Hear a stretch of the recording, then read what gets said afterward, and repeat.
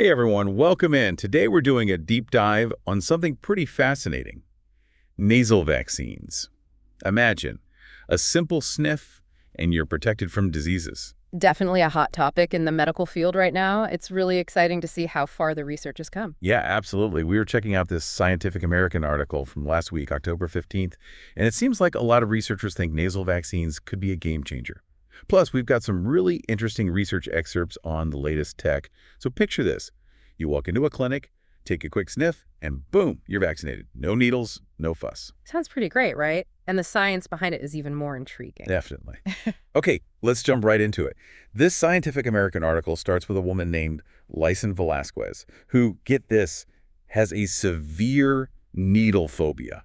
Like, we're talking having to sit on her husband's lap during shots, level of phobia. Wow. I think that really highlights a common fear a lot of people have, Needle phobia is a real thing, and it prevents a lot of people from getting their shots. For sure. Yeah. The article said it's something like 8% of people, maybe even more, who have a fear of needles. And for folks like Lyson, a needle-free option would be life-changing. But how do these nasal vaccines actually work? Is it as simple as, like, squirting some immunity up your nose? Well, not exactly. It's actually pretty cool. Unlike traditional vaccines, which are injected into your muscle, these nasal vaccines target the mucosa, that lining in your respiratory and digestive systems, which is often the first point of contact for viruses. So it's like they're stopping the virus right at the border before it even gets a chance to enter. Exactly. And here's what's really interesting. Nasal vaccines actually trigger multiple types of immune responses, not just one like traditional vaccines. Oh, wow. So it's like they're pulling double duty. The article mentioned something called trained innate immunity. Yeah. Honestly, kind of went over my head. Yeah, that one's a bit of a mystery, even to scientists. Basically, it seems to offer really long-lasting protection, even against viruses that the vaccine wasn't specifically designed for. Wow, that's incredible. So I know the WHO is really pushing for more equitable access to vaccines globally, and they seem pretty gung-ho about these nasal sprays.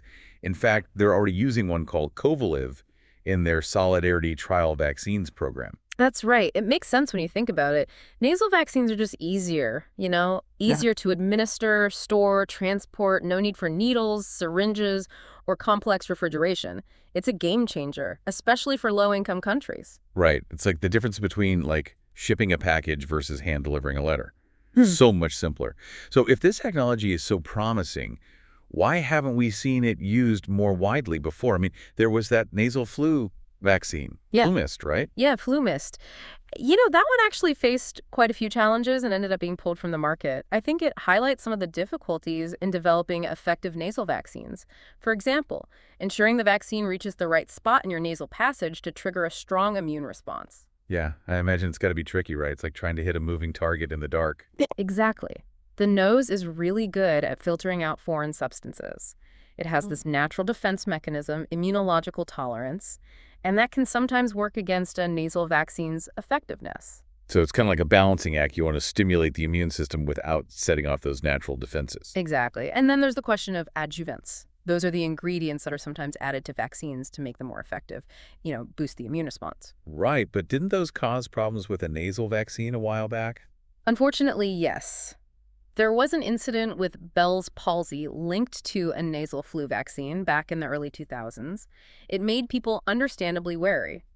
So now, researchers are being extremely cautious about using adjuvants in nasal vaccines, especially since there's still so much we don't know about potential long-term side effects. Yeah, it's a good reminder that even with cutting-edge technology, safety has to be the top priority. Absolutely.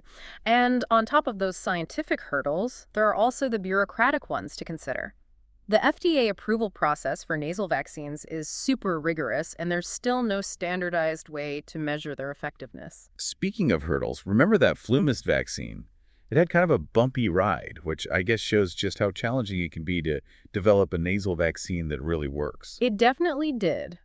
But even with the flu setback, researchers are still really excited about the potential of nasal vaccines.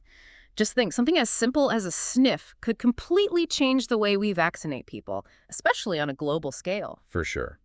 Okay, but before we get too far ahead of ourselves, let's break down exactly how these vaccines actually work once they're in the body.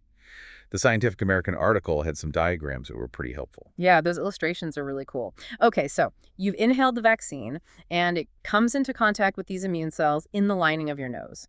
Those cells are basically like border patrol, constantly scanning for anything that looks suspicious. So I guess the vaccine, carrying those harmless pieces of the virus, would be the suspicious character in this scenario. Yeah, exactly. The immune cells basically swallow up those vaccine particles and take them straight to the lymph nodes, which are like the headquarters of your immune system. Which is where all the important decisions are made, right? Exactly. Think of it like this. Those Border Patrol agents, they're showing a mugshot of the potential threat to the higher-ups. And those viral fragments, called antigens, are presented to other immune cells, the T cells. So it's kind of like a training exercise for your body's defenses. Exactly. And the T cells, they're like the generals, right? They see the threat, and then they activate all the other immune cells, the B cells and killer T cells, to be ready for battle. So when the real virus shows up, The immune system is totally ready to fight back. The B cells create antibodies to neutralize the virus, and those killer T cells are ready to destroy any infected cells. And remember those multiple lines of defense we talked about earlier. right, the adaptive, innate, and trained immunity, it was a lot to take in.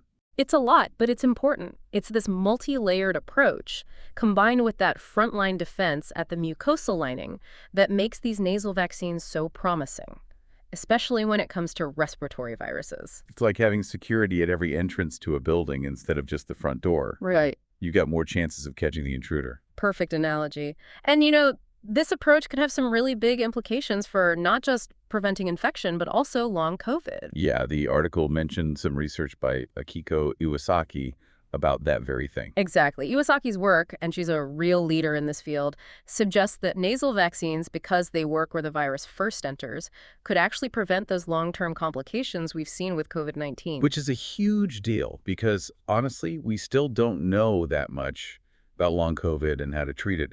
Imagine if something as simple as a nasal vaccine could actually prevent those long-term problems. It would be revolutionary.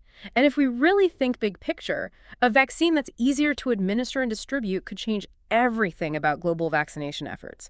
It would make reaching remote communities so much easier. We could even respond to outbreaks faster. And a needle-free option would be huge for a lot of people. Absolutely. Especially in areas with limited healthcare infrastructure, they wouldn't need as many trained medical professionals to give the vaccine, and transport would be so much easier without refrigeration concerns. You're getting it. It's about equity, right? Making sure everyone has a fair shot at getting vaccinated. It's pretty inspiring when you think about it. Okay, but besides that one the WHO is using, are there actually other companies developing these nasal vaccines? Oh, yeah, absolutely. There are quite a few companies working on them. Castlevax is one that comes to mind. They're developing a nasal spray for the flu. Oh, wow. Oh. A nasal flu vaccine. That would be incredible. I swear every year, flu season seems to hit harder and harder. Tell me about it. And Castlevax is also looking at RSV, another nasty respiratory virus that's especially tough on young kids and older adults. Wow, so not just for preventing those seasonal bugs, but this could be huge for pandemic preparedness too. Now you're thinking like a scientist. Mm-hmm. Imagine if we had a nasal vaccine ready to go for a new flu strain, or who knows, even a brand new virus we haven't even seen before. We could potentially stop a pandemic in its tracks. Exactly. Obviously, there are still challenges, but the research happening in the nasal vaccine world is seriously promising. It's like we're watching a whole new era of vaccination unfold right in front of us. Yeah. It's not just about needles anymore. Exactly. This is about creating more accessible, less invasive, and potentially even more effective ways to protect ourselves and future generations from disease. And maybe, just maybe, it's about shifting the way we think about public health, moving away from constantly reacting to outbreaks and toward a more proactive, preventative approach. Wouldn't that be amazing? A world where we're one step ahead of the game. I like the sound of that. Okay, so we've covered the science, the potential benefits, and some of the roadblocks in developing these nasal vaccines, but what does this all mean for the average person? That's the million-dollar question, right? I think the biggest takeaway is that this technology has the power to transform how we approach vaccination and, in turn, how we approach public health on a global scale. It's not just about swapping a shot for a sniff. It's about making vaccines less scary, more accessible, and potentially changing how we respond to outbreaks entirely. Couldn't have said it better myself. It's about empowering people to take control of their health. It's about building a healthier future for everyone. So it sounds like nasal vaccines have the potential to, like, really shake things up in the world of medicine. Definitely. And it all starts with those brilliant scientists in their labs tackling all those technical challenges we talked about. I was reading something earlier, and I think it was a quote from a scientist working on a nasal vaccine, and he said, many countries already have the facilities to produce these types of vaccines. And it just got me thinking, it's about.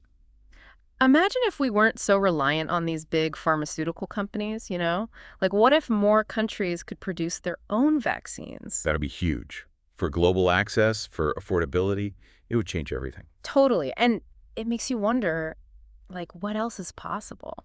Going back to Lyson's story for a second, from that Scientific American article, she said something like, having vaccines without needles, I would get every vaccine any doctor wanted me to get, ever.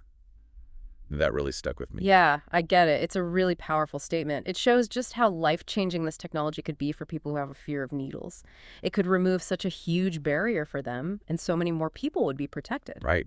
It makes you wonder, like, if we do reach this future where nasal vaccines are everywhere, how will that change people's perceptions about vaccines in general? Right now, they seem to be, I don't know, kind of a touchy subject for a lot of folks. Absolutely. There's so much misinformation and fear surrounding vaccines. But imagine if, like, getting vaccinated was just as normal and routine as brushing your teeth. It's hard to even picture, right? I know. It seems like a world away after everything we've been through these past few years. But that's what's so cool about science and innovation.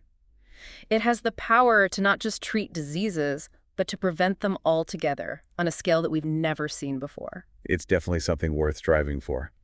Well, we've covered a lot of ground today. We dove into the science behind nasal vaccines, their potential to revolutionize global health, and even some of the bumps in the road. It's clear that this is a story that's still being written. Absolutely.